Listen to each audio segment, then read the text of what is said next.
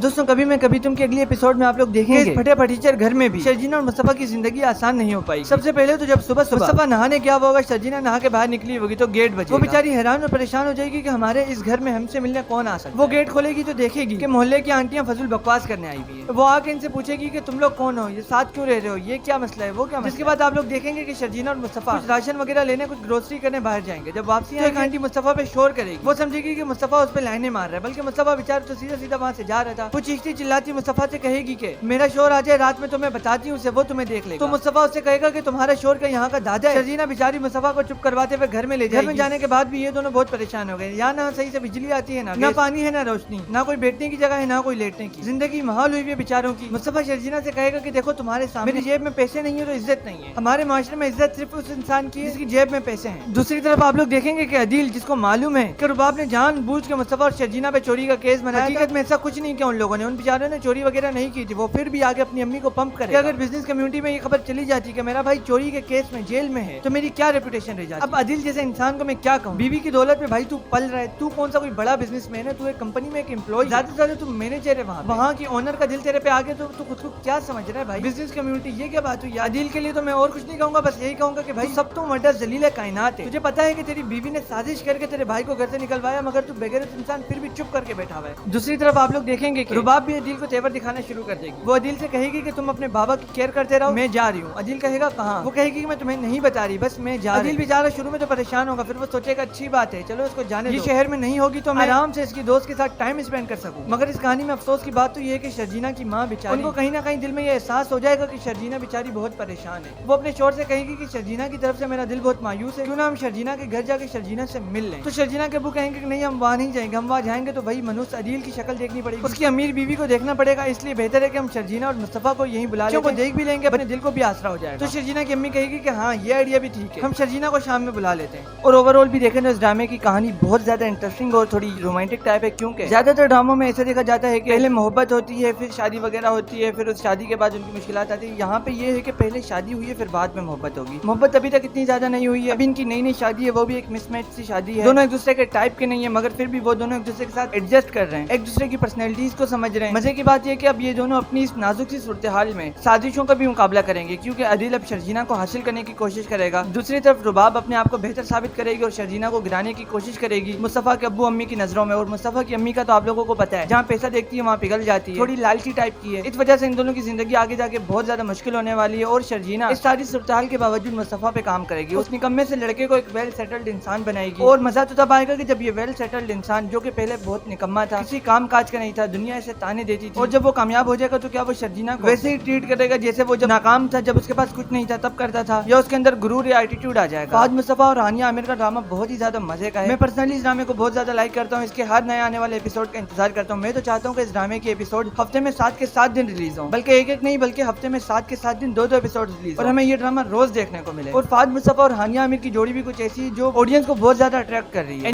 और दोस्तों अगर आप पाकिस्तानी ड्रामों से रिलेटेड किसी किस्म की कोई भी बात हमसे करना चाहते हो तो आप नीचे डिस्क्रिप्शन से लिंक पे क्लिक करके हमें डायरेक्ट इंस्टाग्राम पे मैसेज कर सकते हैं। आपका कोई भी काम हो, आप चाहते हो कि किसी टॉपिक पे वीडियो बने या किसी ड्रामा प्रोडक्शन से कम्युनिकेट करना हो, और दोस्तों पाकिस्तानी ड्रामों से रिलेटेड किसी किस्म की कोई भी बात करना चाहते हो, कोई फरमाइश हो या कुछ शिकायत हो ड्रामों, तो आप नीचे डिस्क्रिप्शन से लिंक पे क्लिक करके हमसे इंस्टाग्राम पे कांटेक्ट करके हमसे डायरेक्टली बात कर सकते हैं। अगर जरूरत पड़ी तो हम आपकी उस बात पे मुकम्मल वीडियो भी बनाएंगे। फॉर एग्जांपल अगर आपको किसी ड्रामे की कोई चीज सही नहीं लगी तो हम ड्रामा प्रोडक्शन हाउसेज को मेल भी करेंगे कि व्यूअर्स ये चाह रही है ड्रामे में ये होना चाहिए। तो बस आप लोग जल्दी से इंस्टाग्राम पे आ जाए, और अगर आपने अभी तक हमारे चैनल को सब्सक्राइब नहीं किया तो जल्दी से चैनल को सब्सक्राइब करके नोटिफिकेशन फॉर ऑल कर दें। हम पाकिस्तानी ड्रामों से रिलेटेड ऐसी इन्फॉर्मेटिव और रिव्यू वीडियोस बनाते रहे। इस वीडियो को लाइक करके अपने दोस्तों के साथ भी शेयर करें। फिर मुलाकात होगी अपनी अगली किसी नई वीडियो में, तब तक के लिए गुड बाय।